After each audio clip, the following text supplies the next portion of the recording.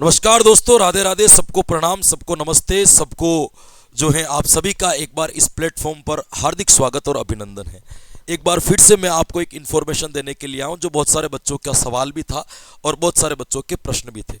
देखिएगा, पहला सवाल तो क्या है कि बच्चे मुझे बार बार पूछ रहे कि सर आपने जो निःशुल्क साइकोलॉजी बना रखी वो प्ले लिस्ट में लिखी हुई है, उस प्ले लिस्ट का नाम है मेरे दोस्तों निःशुल्क साइकोलॉजी बैच 2024। उसमें मैंने क्लास 1 नंबर लगा रखा है। उस क्लास 1 नंबर से लगा करके आपकी क्लासें अभी तक लगभग आपके 99 नंबर तक चली गई है। तो आपके ध्यान रखना है, चाहे आप रीट लेवल 1 के बालक हैं, चाहे आप रीट लेवल 2 के बालक हैं, चाहे आप सेकंड ग्रेड के बालक हैं, चाहे फर्स्ट ग्रेड के बालक हैं, एक बार तो आपको वो सारी क्लासें देखनी है 100 तक। रीट लेवल 1, रीट लेवल 2 के लिए तो पूरा का पूरा कोर्स वही है, उसके अलावा कुछ नहीं देखना है। चाहे एसएसटी वाला हो, साइंस वाला हो, सब वही देखना है आपको। टीचिंग मेथड जो आपके चल रहे शिक्षण विधियों की क्लास, तो कोई बच्चा मुझे ये नहीं पूछेगा कि सर पर्यावरण का कौन सा है, गणित का कौन सा है, हिंदी का कौन सा है। मैं अभी कॉमन पार्ट पढ़ा रहा हूँ, वो सारे वीडियो सभी को देखने, चाहे वो रीट लेवल 1 वाला हो, रीट लेवल 2 साइंस वाला हो, चाहे रीट लेवल 2 एसएसटी वाला हो, चाहे सेकेंड ग्रेड में किसी भी सब्जेक्ट का हो, उन सभी बच्चों को वो शिक्षण विधियों के वीडियो देखने, जिसकी मैंने 22 क्लास डाल दी और उसके बाद वाली क्लासें भी सुबह 8 बजे आएगी, तो वो वीडियो आपको देखनी है। इसमें कोई बदलाव आपके होगा नहीं। अब देखिए, मैं आपको स्ट्रेटजी क्या बताने जा रहा हूं। आज मैं आपके सामने बात करने जा रहा हूं मेरे दोस्तों मनोविज्ञान के बारे में। बहुत सारे बच्चों को यह दिक्कत हो रही है कि सर मनोविज्ञान एक कठिन विषय है, हमने कभी इसके बारे में ज्यादा पढ़ा नहीं है, इसकी हल्की फुल्की मुझे स्ट्रेटजी बता दो कि हम कैसे पढ़ें। मैं बताता हूं आपको किस किस टॉपिक में से क्या क्या पढ़ना है। देखिए, ध्यान रखिएगा।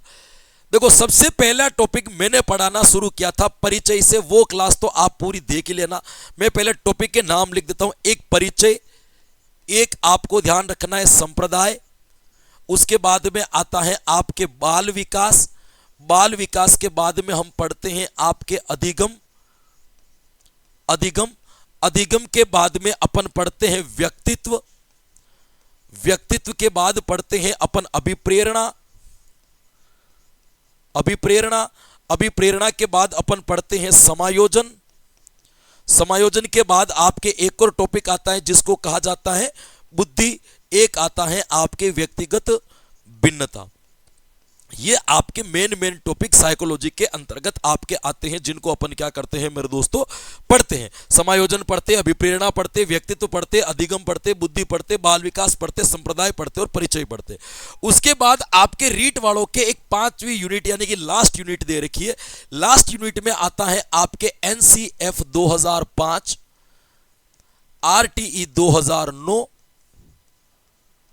क्रियात्मक अनुसंधान, सीसीई यानी सतत एवं व्यापक मूल्यांकन, एक आता है आपके मापन मूल्यांकन, एक आता है आपके उपचारात्मक शिक्षण, एक आता है आपके उपलब्ध परीक्षण। ये जो दिए होते हैं वो कहां दिए होते हैं, आपके 5वीं यूनिट में।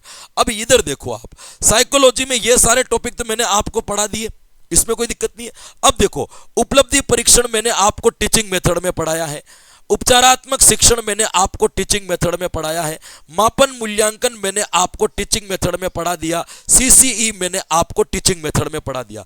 अब इन चारों भागों को आपको बढ़िया पढ़ना है। क्यों पढ़ना है मेरे दोस्तों कि यहां से आपके 2-3 प्रश्न मिलेंगे ही मिलेंगे।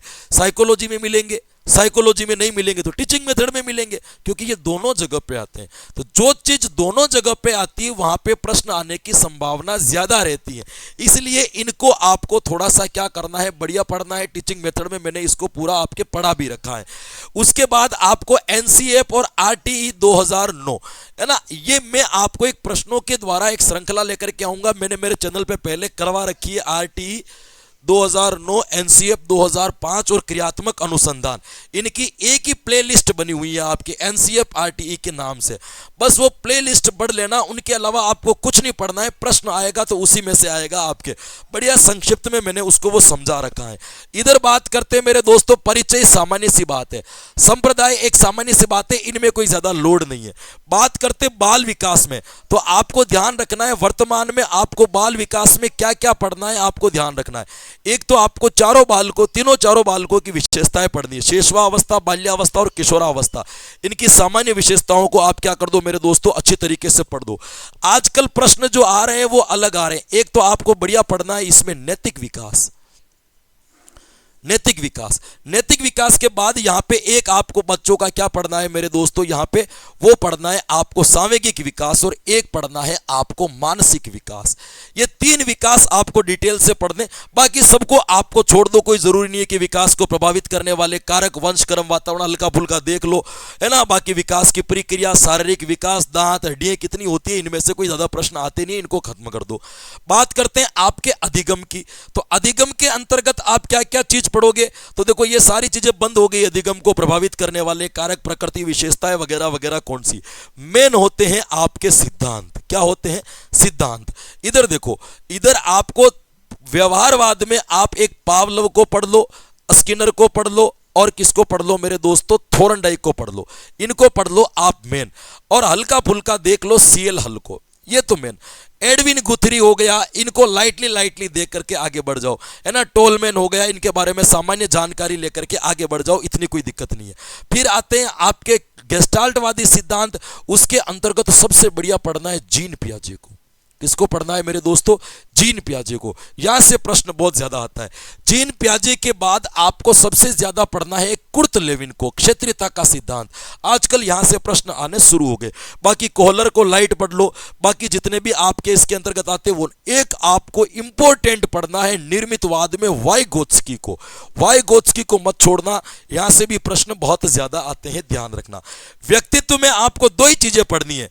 व्यक्तित्व के प्रकार याद कर लो, जो है ना, सिंपल से एक उदाहरण के साथ में, और इनके मापन की थोड़ी सी विधियां हैं, वो 5-7 विधियां याद कर लो। अभी प्रेरणा वैसे भी 2 पेज का टॉपिक है, इसको वैसे ही पढ़ लेंगे। समायोजन में केवल एक ही चीज पढ़नी है आपको, रक्षात्मक युक्तियां। केवल क्या पढ़नी है आपको? रक्षात्मक युक्तियां। रक्षात्मक युक्तियां कौन सी? समन, दवन, दिवा, स्वप्न, प्रक्षेपण, उदातीकरण, अनुदातीकरण, है ना। जितनी भी आपके ये होती वो रक्षात्मक युक्तियां कहलाती है, उनको आप क्या कर लो, बढ़िया सी देख लो। फिर आते हैं आपके बुद्धि। बुद्धि में भी 2 ही चीज देखो, एक तो मापन को बढ़िया पढ़ लो। बुद्धि के अंदर जो सबसे ज्यादा प्रश्न होते हैं वो कौन से होते हैं आपके? मापन और एक इनके सिद्धांत। इनके अलावा आपको बुद्धि में कोई खास चीज पढ़ने की आवश्यकता नहीं है। रही बात व्यक्तिगत भिन्नता की, व्यक्तिगत भिन्नता के अंदर आप एक तो प्रतिभाशाली बालकों को पढ़ लो, और प्रतिभाशाली बालकों से भी ज्यादा आपको इसमें एक बालक को पढ़ना है, वो है आपके सृजनात्मक बालक। बाकी सारे पिछड़े बालक, मंदबुद्धि बालक, इनको लाइट पढ़ करके आप भी क्या कर सकते हो, छोड़ सकते हो। ध्यान रखना, आजकल बुद्धि वाले टॉपिक में आजकल आपके सांवेगिक बुद्धि के प्रश्न भी ज्यादा आ रहे हैं। तो बुद्धि में हल्की फुल्की आपको सांवेगिक बुद्धि को भी क्या कर लेनी है मेरे दोस्तों, यहां पे हल्का सा तैयार कर लेना है। ये तो आप जो मैंने ये जो चीजें बताई, इनको तो आप करो बढ़िया मजबूत। इनके अलावा जो चीजें हैं उनको आप पढ़ो थोड़ी लाइट, है ना, आराम से पढ़ो। समझ में आ रही थी? ये आपके मैंने सिलेबस लगभग आपके 30% से 40% सिलेबस मैंने आपके कम कर दिया। जो चीज आपको पढ़नी नहीं है, मैंने आपको केवल साइकोलॉजी का 60% सिलेबस बताया। इस सिलेबस को आप बढ़िया कर दो, आप 30 में से 25 प्रश्नों को सही करके आ जाओगे, ये मेरा दावा है आपके। इन टॉपिकों को आप बढ़िया कर दो। जो प्रश्न बैठने होंगे अधिकांश वो इसी में से बैठेंगे, इनके अलावा आपके और कहीं से प्रश्न बैठेंगे ही नहीं। लास्ट टाइम में स्ट्रेटेजी की जरूरत होती है, रणनीति की जरूरत होती है, तभी हम उसमें एक सही तरीके से क्या हो जाते हैं मेरे दोस्तों, सफल हो पाते। तो दोनों चीजें बता ली कि शिक्षण विधियां की प्लेलिस्ट भी सारे बच्चों को देखनी है, लेवल 1 और लेवल 2 वालों को, और साइकोलॉजी की प्लेलिस्ट भी सबको देखनी है, रीट लेवल 2 और लेवल 2 वालों को। आपको सिलेबस की चिंता नहीं करनी है कि सिलेबस में क्या है और क्या नहीं है। मुझे पता है, मैंने सिलेबस के अकॉर्डिंग पढ़ाया है। आपको नहीं पता दिया क्या होता है, पूछा कहां जाता है, तो मैंने परीक्षा के अकॉर्डिंग पढ़ा रखा है। बिल्कुल भरोसा करके आप इसको पूरा का पूरा क्या कर सकते हो मेरे दोस्तों, पढ़ सकते हो। तो आशा करते हैं कि आज मैंने जो आपको मनोविज्ञान के बारे में बताया कि कौन कौन सी चीजें इंपॉर्टेंट होती है, क्योंकि मुझे ये से वीडियो बनाने थोड़े से कम पसंद है, तो मैं इसमें ज्यादा टाइम वेस्ट करते ही नहीं हूं। मेन बात बताई और अपनी बात को खत्म कर देता हूं। ऐसे वीडियो को मैं घंटे नहीं खींचता, 5-7 मिनट में मुझे बताना होता है, वो बता देता हूं, खत्म कर देता हूं। तो मैंने आपको बता दिया, तैयारी ऐसे करनी है। बाकी आप स्वतंत्र हो, आपने अपनी रणनीति कोई बढ़िया बना रखी है तो आप उससे भी आगे चल सकते हो। आशा करते हैं कि ये क्लास, ये नोटिफिकेशन, ये सूचना, ये रणनीति का जो वीडियोज़ हैं, ये इन्फॉर्मेशनल जो वीडियो है, वो कहीं ना कहीं आपके सफलता में बहुत आगे या आपकी सफलता में बहुत मददगार सिद्ध होगा, ऐसी मैं आशा करता हूँ, ऐसा विश्वास करता हूँ। फिर मिलेंगे अगली बार एक नए इन्फॉर्मेशन के वीडियो के साथ में, तब तक के लिए मुझे दीजिए आज्ञा। Thank you so much. Radhe Radhe and जय हिंद।